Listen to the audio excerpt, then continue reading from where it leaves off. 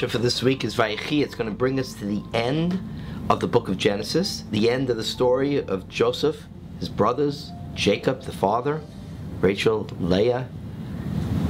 This family story that brings us to the moment when we are going to be enslaved in Egypt is a culminating story of the patriarchs and the matriarchs. One of the key things about the story is that Jacob, at the end of his life, has all his children gathered around him. Now, these are children who have been separated for a very long time. The conflict between Joseph and his brothers, the conflict between Jacob and his sons, because he never trusted them vis-a-vis the disappearance of Joseph. Eventually, the family is mended, it's healed, and they are together. They're one family when Jacob passes away. I think that's the reason we're called Bnei Yisrael, the children of Israel, which is Jacob's other name, because it was his family that was able to heal itself in the very end, and the family has to heal itself for the community to go on and for the people to go on. The verse I want to focus on is this moment when Jacob turns to Joseph. Jacob knows he's about to die, and he turns to Joseph and he says the following to him: "Do me this favor. Place your hand under my thigh as a pledge of your steadfast loyalty. Please do not bury me in Egypt. When I lie down with my fathers, take me from Egypt and bury me in their burial place." And of course, what does Joseph say? "I will do as you have spoken." But then Jacob does a strange thing. He turns to Joseph and says, "Swear to me." And of course, Joseph swears to him. Then Israel bowed at the head of the bed. The question is, after Jacob makes his request to Joseph, why does he make him swear? Doesn't he trust his son? Doesn't his son have the power to make this happen? It's a very strange moment in the story. And here's a possible answer many of the commentaries suggest. What's happened at this point, Jacob understands, is the beginning of the enslavement of the Jewish people, of the Israelite nation. He understands that they're not free to come and go. They're not free now to leave Egypt. They haven't been enslaved in the sense that they are going to be used as workers. They're going to be beaten. They're going to be punished. They're going to suffer. That hasn't happened yet. But Jacob sees that going back and forth, leaving Egypt, is not really a possibility for the people.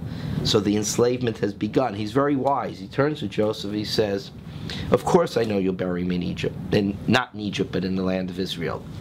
In the cave of Machpelah, the ancestry burial place. But I need you to swear to me so that when you go before Pharaoh, you can say to him, 'My father made me swear.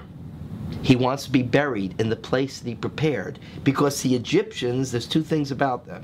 Number one, the pyramids and all those things they built, they prepared burial places for themselves. It was extremely important in their culture. So when Jacob says to Joseph, "Emphasize that I want to be buried in the place that was prepared for me," they'll empathize with it. It's their culture too. And second of all, they have great respect for the elder, for the father. So if you swore to your father, how could you not uphold your oath? And so Joseph does exactly that. And then what happens is we see that he does take Jacob back to bury him. But who accompanies them to the land of Canaan? The host of Pharaoh. Pharaoh's troops accompany him.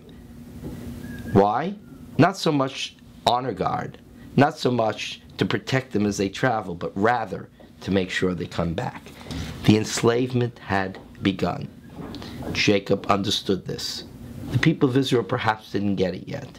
We look in the future of Jewish history after the enslavement in Egypt, and we realize this is what every tyrant does. Not only to the Jewish people, but to any nation it wishes to exploit and enslave. It closes the borders. It says, no, you can't travel. You can't leave. Wasn't that true about Soviet Jewry? They couldn't leave the Soviet Union. They couldn't even travel. And if they did travel, they had to leave everything behind, including their family, to make sure they'd come back. One story. I was in Russia before Perestroika, before they opened the gates and let the Jews out. And I was visiting a man there who had a very serious illness, and the only place he could receive treatment would be in the United Kingdom, in England. Otherwise, he was going to die. Russia didn't have that treatment. So here was the agreement. He could travel to England for treatment, But he couldn't bring his wife, he couldn't bring any of his children, and of course he couldn't bring any of his property. He was going to travel with a shirt on his back, without his family. That was their way of ensuring they would come back. This ancient story, this wisdom of Jacob, he was warning us. As soon as they close the borders, as soon as they say you can't leave, know what's coming next. Enslavement and exploitation, and eventually death, as they started to throw the male children of the Israelites into the Nile. This is a story for the ages. It's not a story just for the Jewish people.